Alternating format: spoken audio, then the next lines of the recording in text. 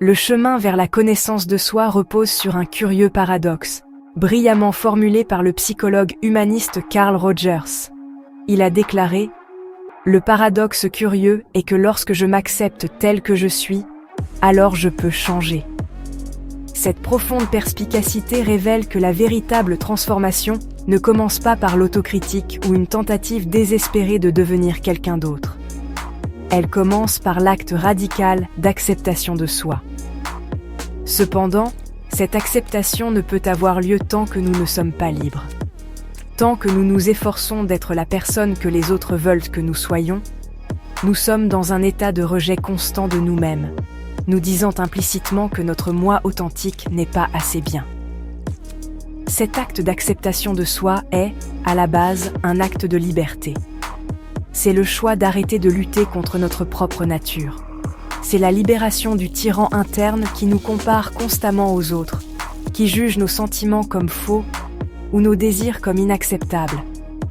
S'accepter tel que nous sommes signifie nous donner la liberté de ressentir ce que nous ressentons, de vouloir ce que nous voulons, et d'être qui nous sommes en ce moment présent, sans condition. C'est dans cet espace d'auto-permission inconditionnelle que le vrai moi peut enfin sortir de sa cachette, se sentant suffisamment en sécurité pour révéler ses complexités, ses vulnérabilités et sa beauté unique. De ce lieu d'acceptation, un changement authentique devient possible. Ce n'est pas le changement forcé de se conformer à un idéal externe, mais une évolution organique, naturelle. Lorsque nous cessons de gaspiller de l'énergie à essayer de supprimer ou de nier des parties de nous-mêmes, cette énergie est libérée pour la croissance. En acceptant notre colère, par exemple, nous pouvons commencer à comprendre sa source et apprendre à l'exprimer de manière constructive. En acceptant notre peur, nous pouvons la traverser avec compassion plutôt que d'en être paralysés.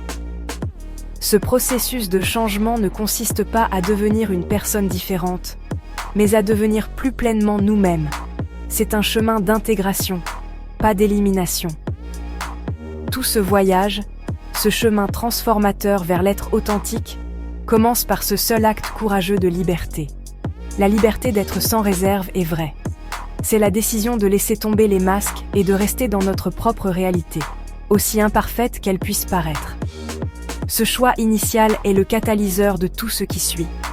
C'est la clé qui ouvre la porte à la conscience de soi, nous permettant de nous voir clairement pour la première fois.